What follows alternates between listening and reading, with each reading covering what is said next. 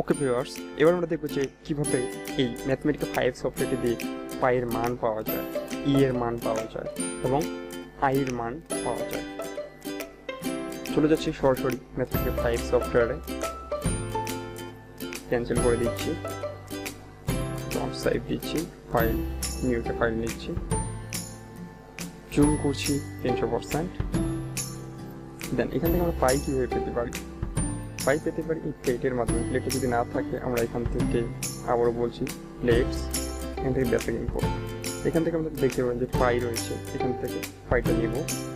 দেন shift inter যদি দিই তাহলে আমাদের কিন্তু পাই শো করাচ্ছে, কিন্তু আমরা চাচ্ছি যে পাইয়ের একটা মান আমাদের শো করে। তাহলে আমরা কী করবো?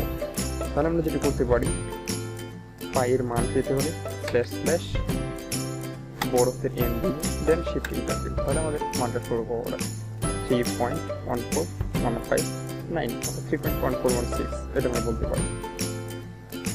এবার আমরা চাচ্ছি যে ইর একটা মান আমাদের শো করার, তাহলে যদি আমরা শিফট ইন্টার দিই তাহলে ই শো করাচ্ছে, বাট আমরা সেটা চাচ্ছি না। স্ল্যাশ স্ল্যাশ এন দিব, শিফট ইন্টার দেবো, তাহলে এটা একটা মান করাবে 2.7182। একইভাবে আমরা আই এর মান পেতে পারি। টাইপ করছি আই স্ল্যাশ স্ল্যাশ এন আগে দিয়ে দিচ্ছি, শিফট ইন্টার দিচ্ছি, ব্যাস এটা আমাদের আয়ের মান শো করাচ্ছে। একইভাবে আমরা বিভিন্ন মান পেতে পারি। তো আজকের ভিডিও এ পর্যন্তই।